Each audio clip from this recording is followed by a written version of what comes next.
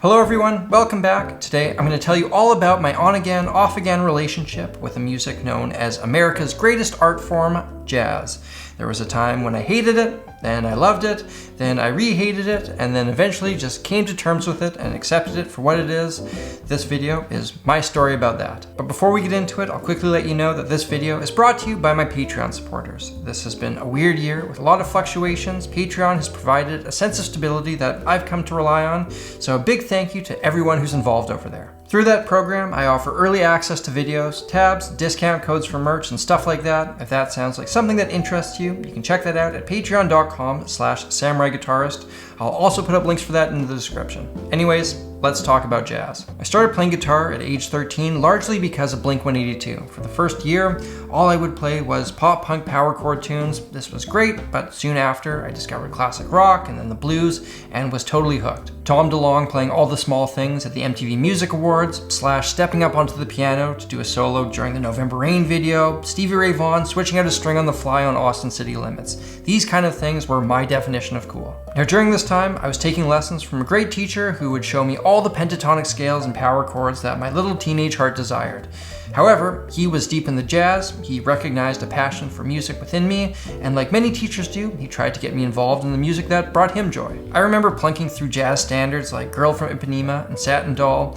I enjoyed learning this stuff enough because it felt like it was advanced and none of my buddies were working on anything this hard, but truth be told, I had no love for the music itself. It sounded like dorky grandpa music to me. I remember I had a Joe Pass CD that I would try to listen to sometimes, but I would never make it past the second song and would end up just switching out the disc for something like Guns N' Roses' Use Your Illusion. I guess I would say that I dabbled in the style. I learned some seventh chords, learned the modes, practiced it a bit, played through some jazz songs at lessons, but really had no passion for it. During this time in my youth, I ended up growing an active distaste for jazz through two things. First of all, I had a good friend of mine who I played in a band with, and he was really getting into Pat Metheny and Bela Fleck, music that I've come to love, but at the time thought was totally lame. He was the first of my friends to get his driver's license, and I remember we would drive around town in his mom's Volvo while pumping the jazz music, and I remember thinking to myself, man, we are never getting girlfriends with this situation. He would also frustrate me to no end when we'd be having a band practice and I'd be trying to teach him an Aerosmith song or something that used open chords,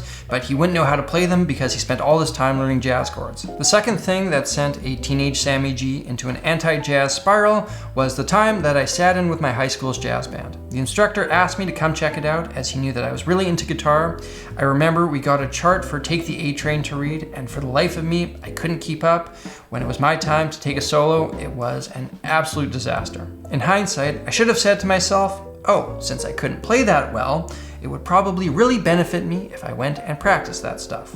However, a 15-year-old's mind doesn't work like that. Instead, I said to myself, this is lame geriatric music. I'm a rock and roller, I hate jazz, and I'm never gonna play the stuff again. Not great, but that's the mentality that I kept for a number of years. This started to break down a while later when I discovered Eric Johnson, who talked about his jazz influences on his Hot Licks DVD. I figured that if Eric Johnson used jazz to make this really cool music, then maybe I should give it a second chance, and my mind opened up to it a bit. This really changed when I met a fellow on a trip to Germany who was my age, but he was the best guitar player that I had ever met. He could play rock really well, blues really well, but he was also big into jazz. On top of that, he was just a really cool guy, something I had yet to associate with the genre.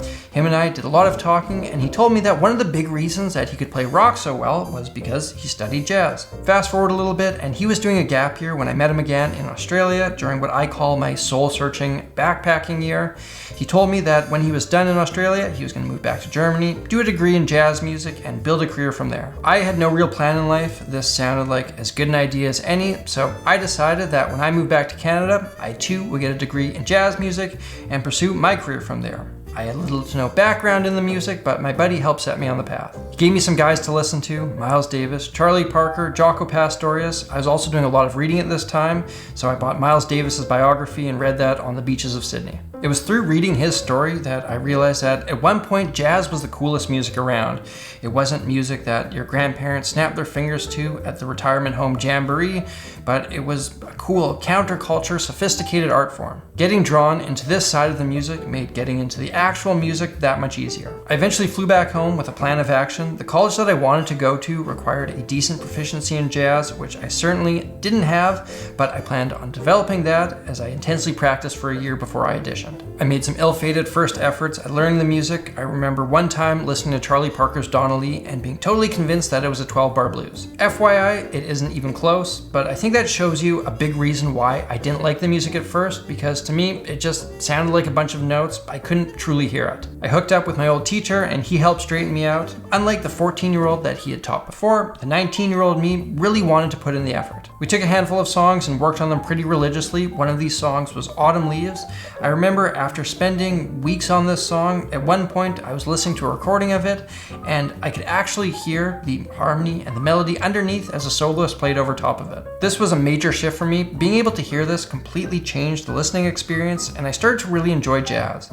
I ended up going off to school for music and spent the better part of 3 years listening, practicing, and playing only jazz. I further developed an ear for it. An analogy that I like to use is that before, jazz to me was like watching a foreign film with no subtitles. But the more time I spent with it, the more I started to understand the language, which allowed me to actually enjoy the film. I realized that the notes that sounded kind of grating before were passing tones that were used within lines to highlight the chord tones. I could hear the interaction between the instrumentalists. If the sax player started playing off some sort of rhythmic motif, then the drummer might join in. It was just so cool to feel like I was part of that musical conversation.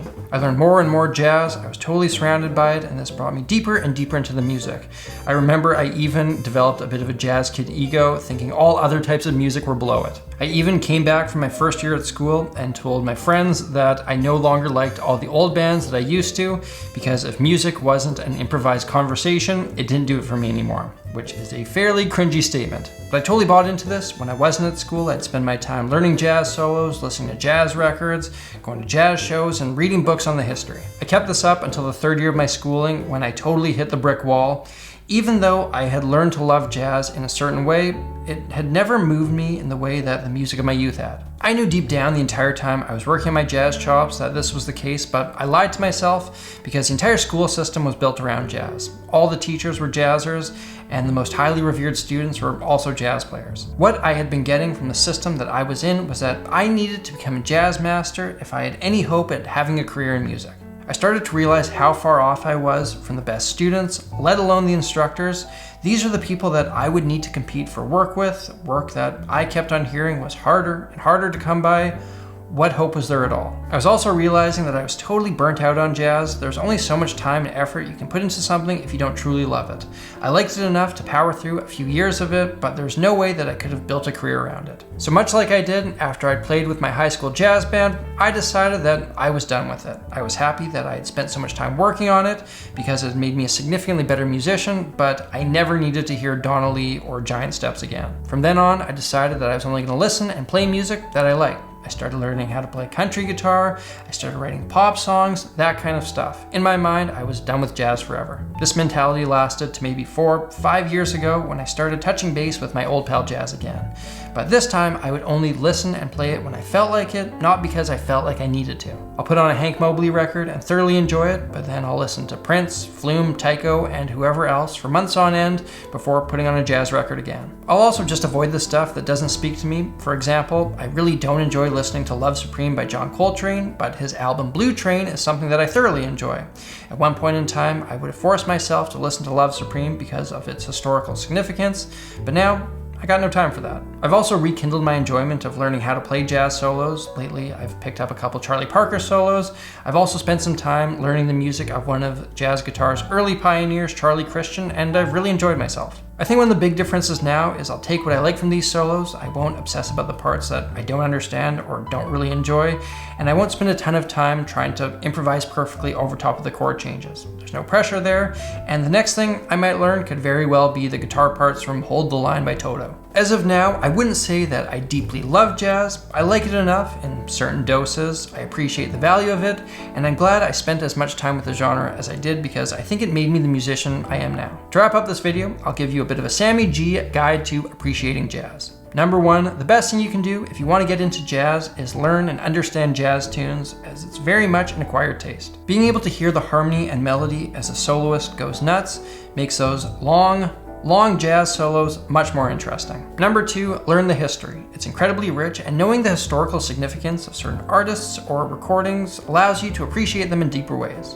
Number three, find the subgenres that appeal to you. I don't like the avant-garde stuff, but I really enjoy the blues-influenced hard bop stuff. I can't sit through 2 sets of a quartet playing bebop, but when I saw my buddy Adam Neely's band Sungazer in LA, I wish that concert could have gone on forever. Jazz is a very large and diverse genre. You don't need to love it all. Find what works for you. And number four, spend time applying the principles that you learn through jazz to the music that you love.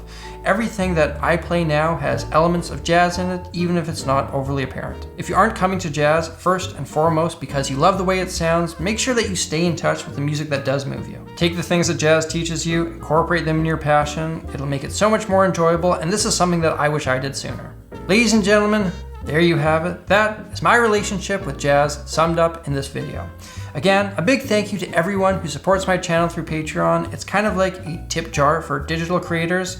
If you're interested in getting involved in that, you can find that at patreon.com/samuraiguitarist. And thank you all for watching and listening to my story. If you're new here, make sure you hit that subscribe button and stay tuned for a wide range of musical content. If you want to check out another video like this one, you can hit that link up there. Until next time, I'm Samurai Guitarist, and I will see you again soon.